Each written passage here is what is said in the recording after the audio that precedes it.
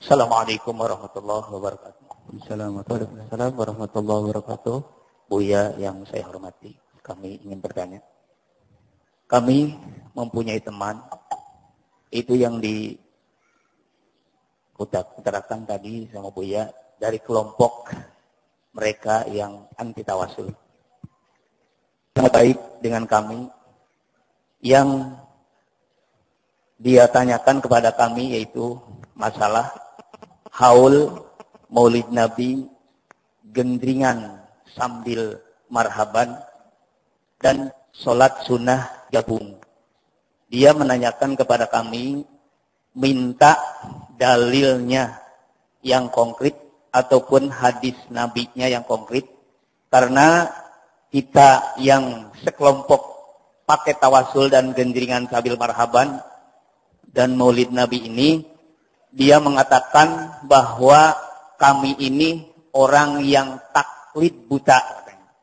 Jadi mohon penjelasan kepada Buya bahwa dalil-dalil yang konkret ataupun hadis Nabi yang konkret, dan sebagaimana yang dikatakan orang yang menjadi orang taklid buta. Kami mohon penjelasan. Sekian, mohon maaf. Billahi taufiq wal hidayah. Assalamualaikum warahmatullahi wabarakatuh.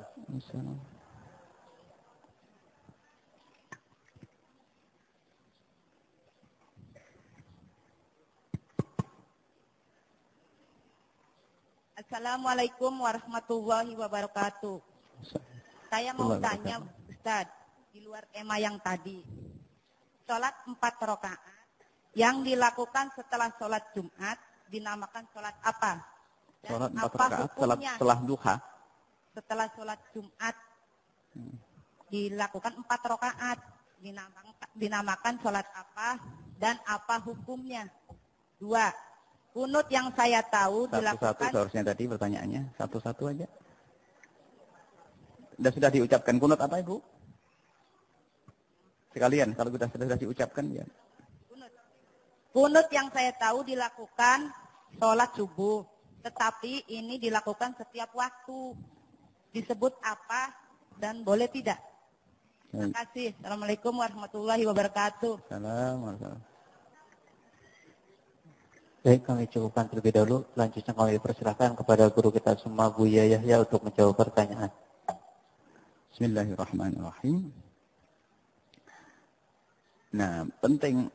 Cuman seharusnya yang mendengar langsung itu yang bersangkutan. Sebab kalau pakai hujah yang panjang, menukil hujah sendiri juga kadang kalau tidak rinci juga akan jadi masalah. Kalau hujahnya sangat jelas. Jadi dalam kita menjelaskan masalah itu, para hadirin hadirat, kita harus samakan antara kita dengan dia. Tentang sesuatu yang dihukumi. Jadi yang akan kita hukumi itu misalnya, tentang kita akan mengatakan bahasanya enak tidak. Apa yang enak dan tidak? Ya jenis makanan misalnya. Makanannya harus sama dulu. Nasi jamblang. Kita tanya, ente tahu nasi jamblang enggak? Jangan-jangan nasi jamblang beda maksud ente. Kalau dia paham nasi jamblang itu dan kita sama nasi jamblang itu, baru kita enak enggak? Baru nanti begitu. Sekarang kadang-kadang dia enggak paham nasi jamblang apa, rupanya nasi jamblang menurut dia, nasi jamblang menurut saya. Beda. Saya itu dulu tidak paham tahu gejrot. Saya pikir tahu gejrot tahu isi. Karena masuk di sini kan enggak pernah ada di Jawa Timur tahu gejrot sama tahu isi. Akhirnya kita ngomong, tahu gejrot, ya salah. Sekarang kalau pengen ada orang begitu itu, harus kita tanya, pemahaman ente yang mengatakan haul itu salah. Kemudian apa tadi? Maulid itu sah, misalnya. Apa menurut ente tentang haul dan maulid Nabi? Ente tanya, kita harus tanya begitu. Jangan-jangan dia tidak ngerti. Dipikir maulid Nabi menyembah Nabi, kan salah, betul salah. Saya pun mengatakan salah. Kalau maulid Nabi menyembah Nabi. Haul lagi apa? Haul itu menurut ente apa? Kita jangan sampai dia itu menyalahkan tanpa definisi dong. Kita jangan kejebak. Kalau masalah kita mah punya hujah dan kita punya penjelasan. Kita tanya dulu. Menurut ente hal itu apa sih? Hal itu ya... Hal itu ya bid'ah. Loh, enak bener hal bid'ah itu. Ente hal itu apa menurut ente? Selamat orang mati, bersedekah untuk orang mati. Disepakati ulama boleh. Ayo ngomong apa lagi ente? Ya, hal itu. Nah, dijamin tidak ngerti dia tuh hal itu. Coba tanyakan. Jadi ente kita tidak usah berbelit-belit dengan mereka itu. Kalau dia menyalahkan kita, tanya dulu. Menurut ente itu, saya itu salah apa? Dia biasanya langsung, karena pekerjaan ini tidak pernah dilakukan Nabi SAW. Bentar dulu, anak itu ngerjain apa nggak lakukan Nabi? Ente paham tentang hal itu apa? Tanya dulu. Itu tidak usah beli-beli. Nah kalau dicatat dulu, dicatat rapi, hal menurut dia begini. Kalau dia salah dari definisinya, dia pendusta, seterusnya nggak ngerti. Maulid Nabi itu apa? Maulid Nabi adalah mengkultuskan Nabi Muhammad. Lah kalau mengkultuskan Nabi Muhammad, menurut saya juga haram sama, tidak nunggu ente. Guru-guru saya sebelum ente lahir sudah mengatakan kultus adalah haram. Bukan, Maulid Nabi bukan mengkultuskan Nabi. Siapa mengatakan Maulid Nabi mengkultuskan Nabi? Jadi ini kita tanya dulu supaya kita tidak terjebak. Jangan sampai kita membawa keterangan panjang lebar sampai keluar busa, katanya dia masih dengan kekeh pemahaman yang salah. Kita cerita, Masya Allah, enak itu. Ada ininya, ada tahunya, ada kentangnya, ada ininya, Masya Allah, enak. Rupanya dia bicara lain dia, nasi busuk yang didengar. Jadi kita harus tahu dulu dia ngomong apa gitu. Supaya kita tidak terjebak. Sudah kita panjang lebar cerita, Masya Allah. Kita juga pernah cerita, iya orangnya baik, gini. Tahu aja datang orang, bukan itu orangnya. Lah, ngapain saya cerita orang baik ini? Rupanya salah orang. Definisi menurut dia itu apa? Makanya dia mahal niza. Yang kita perselisihkan itu sudah jelas. Menurut ente hal apa? Menurut ente maulid Nabi apa? Kalau sudah ketemu sama, maulid Nabi menurut dia, maulid Nabi sama menurut saya, menurut dia, baru nanti dihukumi. Nah kalau dari yang pertama ini sudah nggak ketemu, ya nggak bisa. Biasa saya mengatakan, maulid Nabi adalah kultus. Dan tidak pernah dilakukan Nabi. Bentar dulu kok dilakukan Nabi. Menurut ente maulid Nabi itu apa? Hal itu apa? Harus jelas begitu. Kalau mereka belum bisa menjawab segitu, katakan dia penfitnah dan berdusta. Definisi harus sama. Tawasul lihat. Sampai ada yang katanya Ustadz yang pernah dialog dengan kita, dengan masalah tawasul. Kita kirimi, mari kita bersama-sama ngadain tawasul di masjid pesantren. Padahal setelah dialog ya, setelah diskusi, akhirnya ya, kami pikir ya ada kesadaran atau apa gitu. Kami kirim SMS, Assalamualaikum. Insya Allah setiap Jumat, kita akan berzikir, tahlil, dan bertawasul langsung dibalas. Dengan bahasa yang ngejek.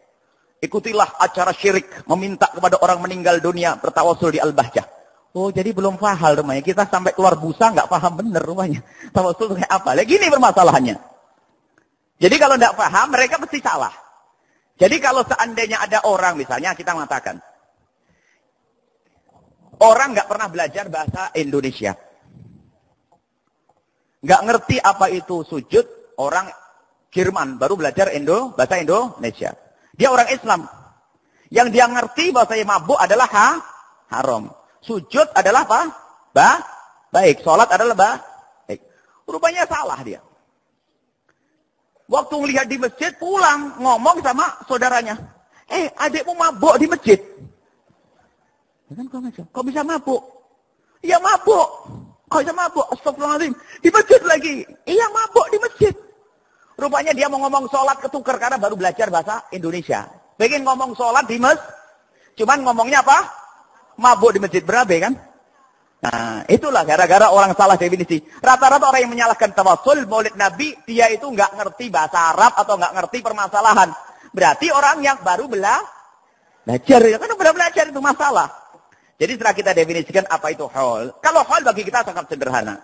Hal adalah tersimpul 3 makna. Untuk berbakti pada orang tua kita, guru kita. Yang pertama apa? Silaturahmiyat. Dengan adanya hal bertemu acara tahunan. Masalah hari bisa dirubah-rubah kok.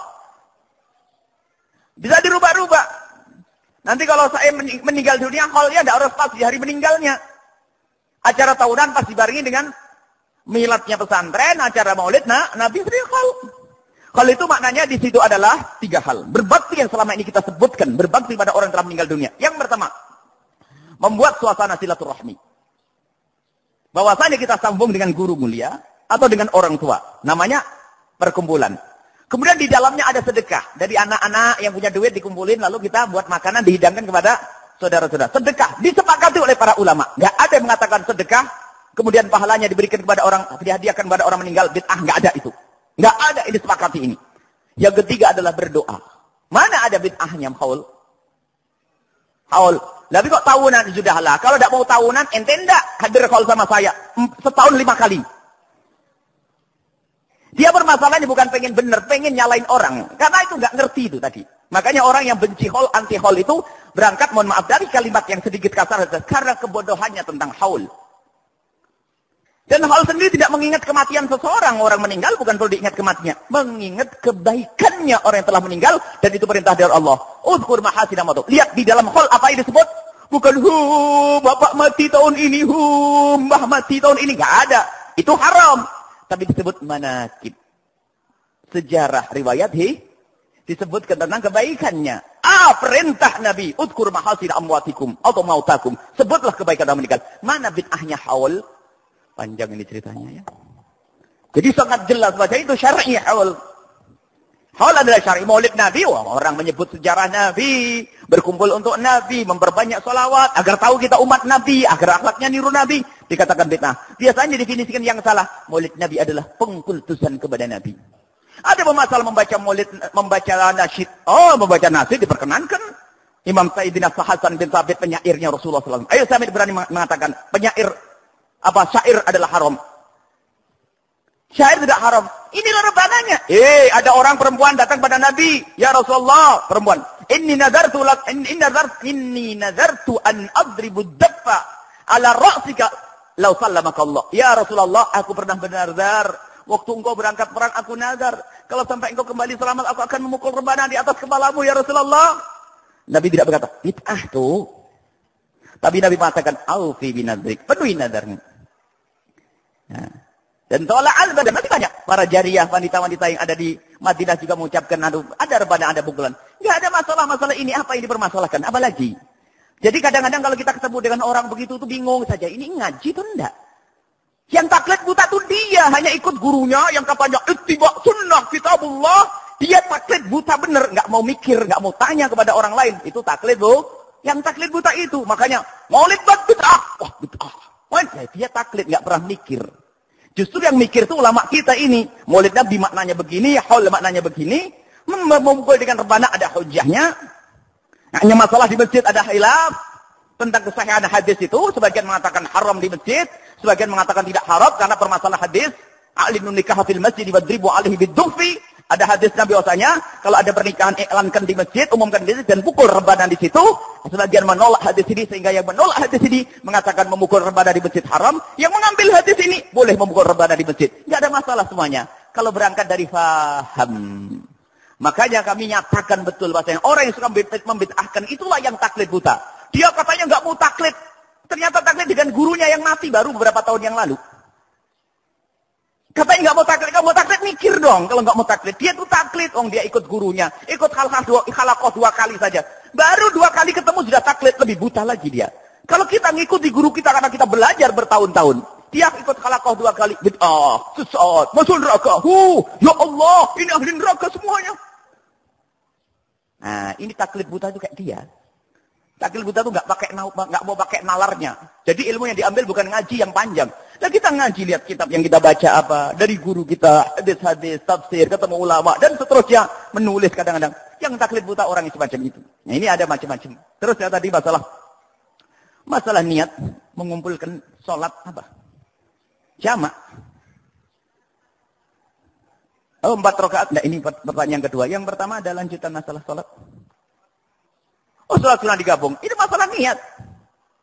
Innamal amal niat. Masalah sholat digabung itu adalah bukan. Ada rambu-rambu. Misalnya kalau sholat fardu tidak bisa digabung dengan yang lainnya. Apalagi sholat sunat yang martabat yang mutlak. Nah, paham tidak mutlak? Mutlak itu tidak bisa boleh dibawa kemana-mana.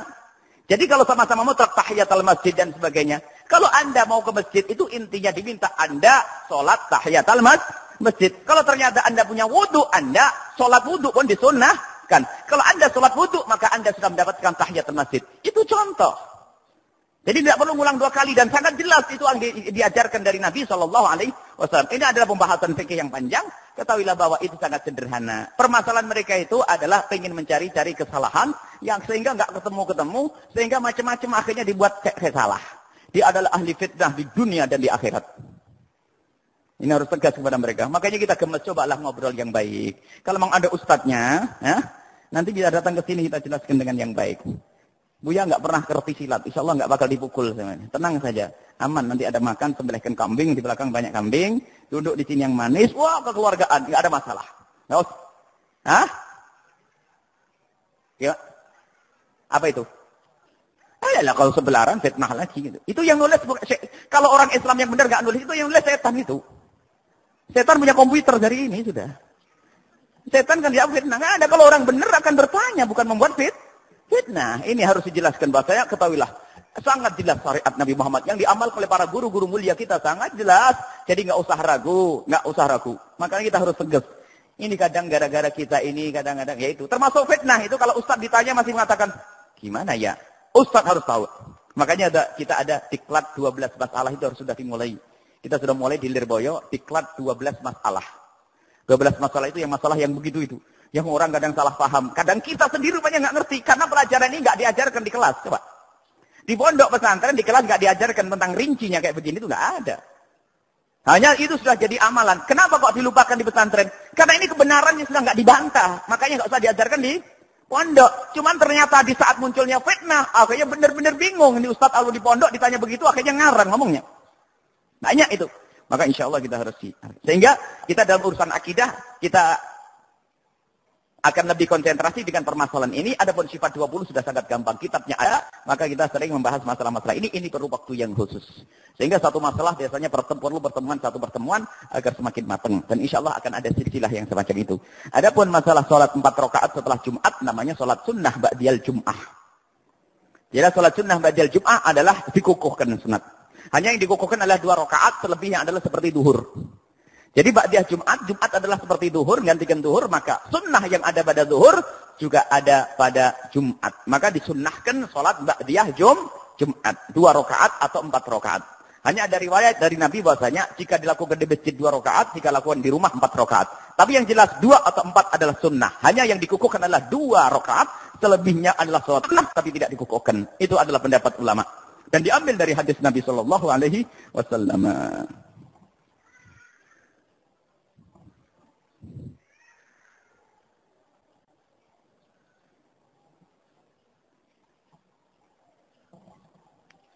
Ini saya bicara birrul walidain ini kemana-mana pertanyaannya ini. Apa tadi?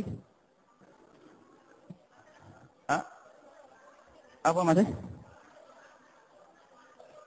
Oh kunut yang dilakukan kunut yang namanya ada kunut subuh. Kunut di dalam sholat subuh itu adalah pendapat di dalam madhab kita Imam Asy-Syafi'i radhiyallahu anhu, dan jangan macam-macam dengan Imam Syafi'i bahwa kunut di dalam sholat subuh adalah sunat yang sangat dikukuhkan. Ini satu dulu. Pertama, kunut subuh. Ada madhab lain yang tidak mau pakai kunut subuh, yaitu madhab Imam Abu Hanifah. Jadi kalau seandainya ada orang tidak pakai kunut, kemudian kalau ditanya kenapa kamu tidak kunut, karena aku ikut Abu Hanifah, maka itu benar. Dan itu bukan taklid buta. Taklid buta itu ngikut orang nggak ngerti ilmu. Misalnya apa? Ngapain kamu begitu? Aku melihat orang di pinggir jalan, lalu saya ikuti. Maka itu taklid Kalau ikut Abu Hanifah itu buta nggak? Ya nggak buta, orang alim. Makanya kalau ada orang nggak kunut ikut Abu Hanifah, itu benar. Kalau orang kunut ikut Imam Syafi'i bukan taklid Memang Imam Syafi'i orang bodoh, kita katakan. Imam Syafi'i bukan orang yang di pinggir jalan yang nggak ngerti ilmu lalu kita ikuti. Jadi taklid buta itu ngikut orang yang nggak Mau kemana? Mau ke Majalengka. Terus ikut siapa itu? Ya tahu ini ada orang jalan, ngikut saja. Oh, ini ikut buta itu. Kalau taklid buta adalah ngikut Pak Haji yang dari Majalengka. Pak Haji saya ngikut. Nah ini baru ketemu judulnya. Imam Syafi'i orang alim bukan? Orang alim ikut Imam Syafi'i bukan taklid buta, taklid melek. Lah ini yang justru yang aneh-aneh itu taklid buta. Rupanya diikuti orang akhir zaman yang suka nyalain orang-orang gede itu. Maka kalau ada di Indonesia, ada orang yang tidak mau kunut. Kalau ditanya kenapa kamu tidak kunut? Karena guru saya dari India ikut Imam Abu Hanifah. Saya hormati itu. Tapi kalau tidak mau dengan imam madhab yang 4. Kata hadis Nabi. Oh, ini taklid buta. Wong baca hadis aja nggak bener dia. Bahasa Arab aja nggak ngerti. Ini taklid buta. Ini sok melek. Meleknya orang merem itu gimana sih? Ya tetap merem. Meleknya orang merem. Oh saya tahu. Tahu apa inti? Saya ini istihad sendiri. Saya nggak taklid. Saya dengan hujah. Hujah ente dari mana? Ente cari sendiri atau kata orang? Dengar kan. Ya dari orang. Nah itu taklid sama. Saya pun ngerti dalil dari orang, dari ulama. Maka itu jadi kemudian kalau kunut betul. Tapi kalau kunut nazilah, kalau kita dengar ada musibah di negeri lain, Palestina, di Myanmar, di Thailand, di mana Gunung Kelut. Kemudian kita mendengar musibah atau kita khawatir akan turunnya musibah, maka boleh kita kunut, namanya kunut nazilah. Kunut karena musibah setiap waktu. Bahkan sebagian ulama mengatakan setiap sholat, termasuk sholat sunnah. Jadi boleh namanya kunut nazilah. Cuman ini tidak ada. Kalau ini tidak ada perbedaan. Kalau nanti ada perbedaan. Biar menurut Imam Abu Hanifah tetap Cuman anehnya ini. Kita itu kan akhir-akhir ini setiap sholat Jumat kan kunut. Komentar dari teman-teman yang belakang, ada yang nggak mau kunut Buya? Nggak mau kunut. Ini kebablasan. Anti dengan orang kunut subuh, sampai kunut nazilah juga tidak mau menunjukkan kalau dia bodohnya kelewatan. Jadi nggak mau juga, katanya gini saja. Wah, jadi ada katanya waktu kita di Bandung, di mana, jadi karena nggak mau kunut di belakang. Wong kunut nazilah kok nggak mau, jadi bagaimana? Kunut nazilah nggak ada perbedaan di antara ulama kalau kunut nazilah. Kalau kunut subuh mah iya, kalau kita sholat kunut subuh, katanya dia tidak begini, mungkin dia ikut Abu Hanifah. Ini kunut nazilah apa enggak? Ini aneh-aneh ya. Baik, ada yang kebablasan. Baik, ini saja insyaallah. Sampai di sini saja. Ada pertanyaan banyak tidak bisa dijawab. Semoga Allah Subhanahu wa taala memberikan pemahaman kepada penanya-penanya yang belum dijawab. Ada Allah kirim ilmu nanti. Terlalu banyak pertanyaannya dan juga kami beri kabar bahwasanya insyaallah kami kita semua dan teman-teman akan juga giat untuk membuat lembaga atau mungkin sampai pesantren atau apapun di wilayah yang ada di Gunung Kelut sana. Dan karena sana sangat dibutuhkan untuk ini, program dakwah di sana atau majelis kita mulai, karena kemarin kita hari kita sampai ke sana. Sudah mendekati Gunung Kelut ini, kita sampai ke atas. Dan subhanallah banyak hancur. Dan hari ini pun mereka mendengar. Karena mereka bisa mengambil media kita dari radio sekaligus televisi. Karena ada sebuah televisi yang menyiarkan pengajian kita setiap hari di sana. Jadi mereka sudah dekat dengan kita dan semoga nanti semakin dekat. Dan alhamdulillah ada beberapa media yang bisa membawa, termasuk Samara FM 96,2 itu sangat bagus di atas Gunung Kelut. Kiri kanan kemudian ada sebuah televisi namanya BBS TV. Itu juga menayarkan setiap sore jam 4 sampai jam 5. Dan di sana tuh banyak kelompok-kelompok juga termasuk di luar Islam yang juga ingin membuat pos-pos di sana. Maka insya Allah kita akan perbanyak di sana dan insya Allah ternyata di sana butuh nanti guru-guru, tenaga-tenaga. Barangkali ada yang siap berjuang di sana, insya Allah akan kita kirim ke sana. Dan insya Allah dari sana akan kita bawa ke sini. Dan subhanallah waktu kita itu hancur ya, genteng. Kalau hujan air enak, hujan batu. Hujan batu gimana? Hujan batu. Jadi rumah hancur, masjid musola. Termasuk yang diselesaikan oleh Posko Al-Bahjah, ada satu masjid yang hancur. Hancur langsung dibangun. Sampai sekarang pun belum beres, masih dengan terpal. Termasuk yang kita khutbah Jum'ah kemarin di sana, adalah separuh masih dengan terpal. Jadi gentengnya dengan terpal. Dan alhamdulillah dari sana sini datang bantuan-bantuan. Termasuk orang yang tidak kenal Nabi Muhammad pun juga membantu. Semoga dengan itu semuanya malah menjadikan mereka mendapatkan hidayah dari Allah Subhanahu wa ta'ala. Kemudian juga kita informasi dan kabar gembira ternyata yang kita minta sempat dikabul oleh Allah Subhanahu wa ta'ala. Kemarin kita minta sudah dikabul oleh Allah. Sekarang saya minta lagi Ibu untuk doa yang kencengnya. Sampai uang receh kecil ya. Kemarin uang recehnya sudah beres, sudah cair uang recehnya. Titik beres ya. Berapa juta kemarin tuh? 200 jutanya kecil, uang receh bener. Ya Allah kalau masih enteng ya Allah. Cuman bisik-bisik ternyata Buya beres ya. Sekarang minta lagi ini. Ngomong ini ibu-ibunya sering hadir masjid ini, kami yakin ada kekasih Allah yang di sini. Ini pondok putri Bu harus segera diberesin. Kasihan ibu-ibu kalau anak putri tidak anak putra. Kalau anak putra tidur di aula pun aman. Anak putra tidur di aula pakai selimut sudahlah. Nyamuk nggak akan datang, nggak aman. Auratnya kok nggak terlalu penting, yang penting pakai celana. Tapi kalau anak putri nggak mungkin di emper-emper, maka anak putri harus terhormat dan terhormat. Sekarang kita akan gencar membangun pondok putri. Ini ringan saja. Mungkin kita informasikan biar barangkali ini doanya rincinya cuma sedikit ini. Oh sedikit banget ini. Oh saung belajar putra putri. Saung kamar santri putri. Saung nih ya. Yang di mana? Al-Bahjah 2 Bu. Ini informasi Al-Bahjah 2. Untuk Al-Bahjah 2 ini kita mendesak juga rupanya banyak peminat. Ini kita perhatikan Al-Bahjah 2. Banyak peminat yang akan ngaji. Jadi semakin banyak akhirnya kebingungan, sudah diumumkan. Makanya kemarin sudahlah jangan diumumkan. Kalau diumumkan nanti kamu bingung. Setelah diumumkan kebanyakan yang mau ngaji, yang mau mondok. Akhirnya kebingungan. Sekarang laporan ya minta didoakan. Ini sedikit yang cuma 24 juta, 25 juta. Nah, ini sedikit. Ini sangat receh ini. Saung-saung ini, belum bangunan ini. Kenapa tidak minta bangunannya aja sekalian yang gede ini? Mana timnya? Minta bangunan yang gede ini, doanya pada dikabul Allah ini. Ini masih kecil, ini jumlahnya cuma 24 juta. Kayu dolkennya 1.800.000 kali 2. Ada yang 1.200.000. Kayu reng 1 juta. Kayu kubik 4.500.000. Ya, gentengnya 4.500.000. KRC 1.350.000. Uwungnya 320.000, kecil. Papan resplang 1.600.000, lain-lainnya ongkos tukang selama 15 hari 3,5 juta. Bata merah 1 juta, bambu ini kecil ya, sedikit ya. Nah, ini nanti sore juga beres ini, insya Allah nih. Tapi doanya yang kenceng ya, ini saja. Cuman sekaligus Bu, doa di sini perlu ratusan juta juga. Cuman ini satu orang ini, separuh orang ini. Ini mah separuh orang ini. Kita minta kepada Allah semoga Allah mengirim orang ikhlas untuk menyelesaikan uang receh 24 juta ini. Ahli surga ya. Nah, kecil insyaallah Al-Bahjah beres. Saungnya yang banyak. Cuman 2, 3 berarti 30.000 lah biar jadi 3. Cuman 2 mah kecil banget nih. Kecil-kecil. Insyaallah. Dan juga Pondok Putri ini harus segera diselesaikan. Mohon didoakan Bu yang kenceng. Jadi kalau anggarannya mungkin ya kurang lebihnya ya sama lah. Mungkin kalau 1 miliar baru kelihatan bentuknya ya. 1 miliar kelihatan bentuknya. Bisa dipakai tidurlah pelan-pelan tapi belum sampai finishingnya. Ini 1 miliar lebih lah. Nanti sedikit. Mungkin dikit-dikit dulu lah. Ibu kirim ada minta doa 200 dulu lah. Minggu depan 200. Ini 200 gitu. Ringan-ringan aja. Jadi mohon doa. Dan ketahuilah yakini bahwasanya. Dan kami yakin bahwasanya. Ini semua adalah juga berkat doa-doa para sepuh ini. Para ulama, para orang-orang yang ada di sini ini. Orang tulus berdoa, ya Allah kirimkan ke tempat ini orang-orang ikhlas yang melekkan. 1 miliar dikirim untuk Pondok Putri. 24 juta kecil untuk Al-Bahjah 2. Dan seterusnya insya Allah. Ini saja kita doa-doanya Bu. Ya Allah kirimkan orang-orang ikhlas tulus ahli surgamu yang berjuang di tempat ini. Yang pertama. Yang kedua, ya Allah jangan kau tinggalkan kami. Jadikan kami bersama mereka. Yang enggak punya duit jadi duitnya banyak.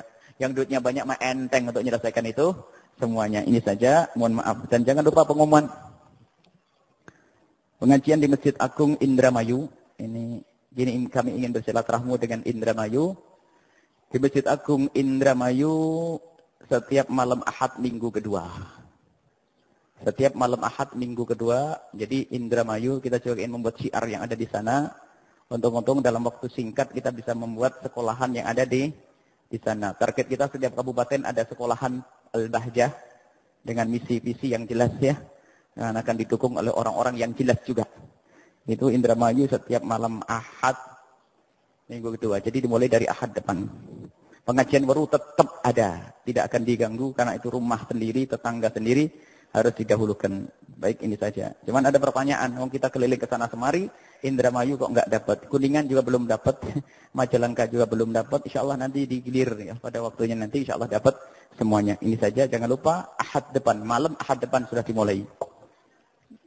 Baik ini saja. Kemudian. Sama. Apa bedanya? Baik ini saja insyaAllah. Semoga Allah Subhanahu Wa Taala mengkabul permohonan kita semuanya. Mari kita tutup dengan doa.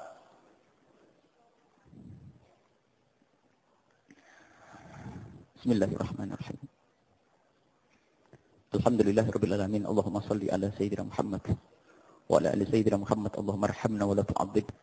Wansurna wa la tahdhulna wa afina wa la tumritna wa akrimna wa la tuhinna wa athirna wa tughfir alaina. Inna ala kulli syai'in qadir. Allahumma ya Allah, ya Allah, ya Allah yang menyaksikan kami saat ini. Jadikan kami orang-orang yang tulus di dalam berbuat baik ya Allah.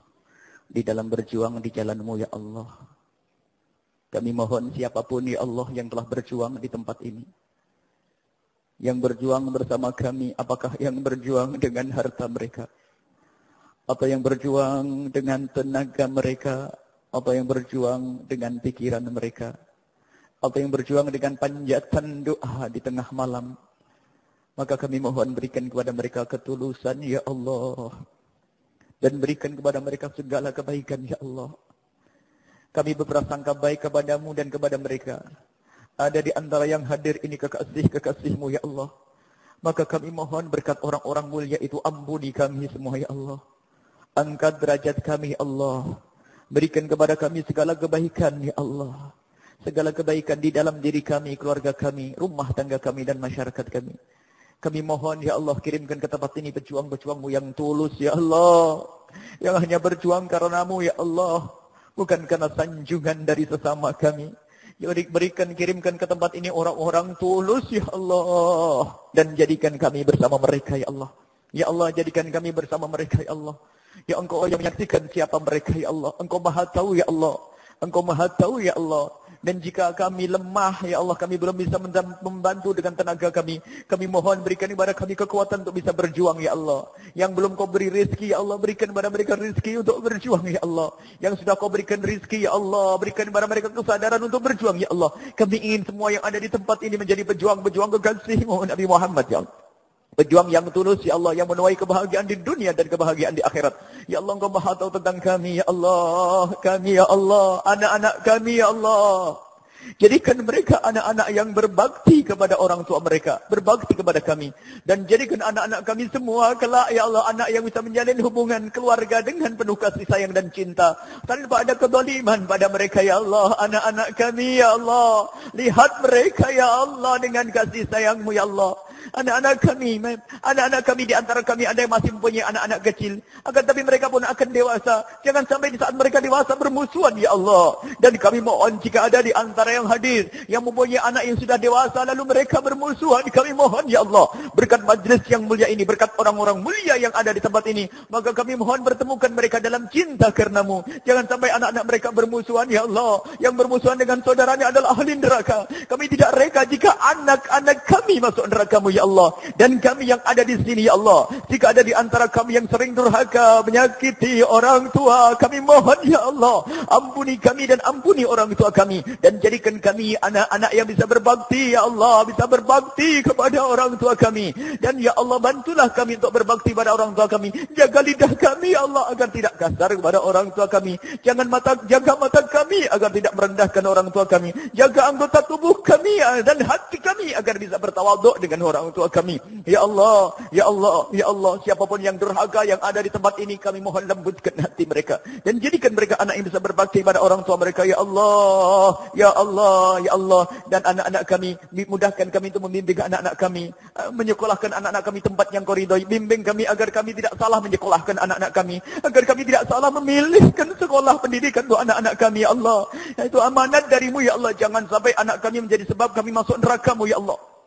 Ya Allah, Engkau maha tahu tentang kami, ya Allah. Ya Allah, yang tertimpa bencana di sana, ya Allah, yang ada di Gunung Kelut, ya Allah, jaga iman mereka, yang membantu mereka, ya Allah, yang membantu mereka, kuatkan iman mereka, berikan kepada mereka dan keluarga mereka segala kebaikan. Jika mereka ahli iman, kuatkan iman mereka. Jika mereka orang sesat akidahnya, kembalikan kepada akidah yang Kau ridhoi. Jika mereka bukan orang yang beriman kepadamu dan kekasih-Mu Nabi Muhammad, jika mereka bukan orang Islam, ya Allah, karena bantuan mereka, ya Allah, berikan hidayah sehingga mereka bisa masuk Islam, ya Allah. Karena mereka telah berbuat baik, ya Allah, kami tidak rela siapapun yang berbuat baik lalu Kau hukum di neraka. Kami tidak rela. Berikan bimbingan dan hidayah-Mu, ya Allah. Dan yang ada di tempat sana, ya Allah, yang ada di Gunung Kelut, jangan sampai setelah ketimpa musibah lalu akidah mereka hilang. Kami mohon jaga iman mereka dan akidah mereka semua, ya Allah, ya Allah. Jadikan kami hamba-hamba-Mu yang saling mencintai karenamu, ya Allah. Tanpa ada permusuhan, tanpa ada pertikaian, kedengkian dan kebencian. Kami ingin menjadi hamba yang saling mencintai karenamu, ya Allah. Muliakan kami di dunia dan di akhirat. Muliakan kami di diri dan di keluarga kami.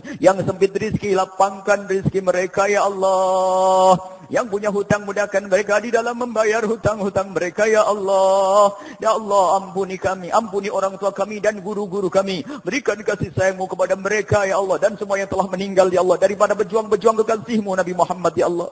Yang telah meninggal, ampuni mereka dan angkat derajat mereka, ya Allah. Keluarga mereka, berikan kepada mereka segala kebaikan. Dan kami mohon, ya Allah, kami mohon, ya Allah, kami mohon, jauhkan kami dari segala keharaman. Dan siapapun yang datang ke tempat ini, apakah datang untuk mengaji, atau yang menghantarkan orang-orang mengaji, sopir-sopir, yang jualan-jualan, yang menjaga di pos sana, ya Allah. dari para polisi dan keamanan-keamanan semuanya ya Allah. Berkat perjuangan mereka di tempat ini, berikan kepada mereka segala kebaikan. Jadikan ini semua untuk sebab kebaikan untuk keluarga mereka dan anak mereka semua ya Allah. Kami tidak ingin siapapun yang bergabung di tempat ini terjerumus, tersesat. Kami ingin mereka kau beri segala kebaikan ya Allah. Ya Allah, tetangga pesantren ini, tetangga majlis ini, berikan kepada mereka segala kebaikan ya Allah. Yang lewat tempat ini kemudian mendengar dan melirik menoleh tempat ini, berikan kepada mereka semua kemuliaan ya Allah. Ya Allah, karena tempat ini tempat ya Allah, tempat mulia, dan mulianya tempat ini karena berkumpulnya orang-orang yang rindu kepadamu ya Allah. Maka seperti engkau kumpulkan kami saat ini, kami mohon kumpulkan kami kelak di surga bersama kekasihmu Nabi Muhammad. Di surga bersama kekasihmu Nabi Muhammad. Maka kami mohon berikan kepada kami umur panjang dalam ketaatan serta sehat walafiat. Dan kami mohon berikan ya Allah kepada kami semua husnul khatimah, husnul khatimah, husnul khatimah, mati dalam keadaan iman.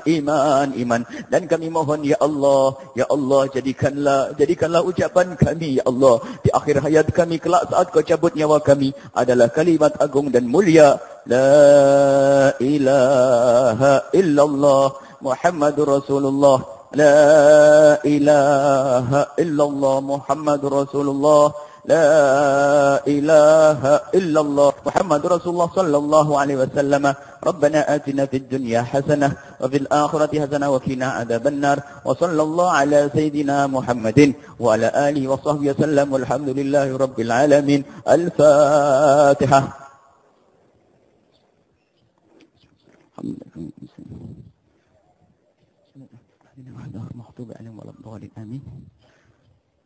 Karena waktu mendesak, kita akan langsung ke SD, kita ke sekolahan, mungkin tidak salaman. Tapi jika ada yang mendesak, ada perlu yang sangat mendesak berkenaan dengan perjuangan kita ini, nanti boleh dibisik-bisik, kita bisa ngobrol khusus untuk yang mau berjuang. Tapi selebihnya mungkin salamannya ditunda karena waktu mendesak, kita ada hajat. Mohon maaf, mohon doa selalu. Wabillahi taufiq wal hidayah. Assalamualaikum warahmatullahi wabarakatuh.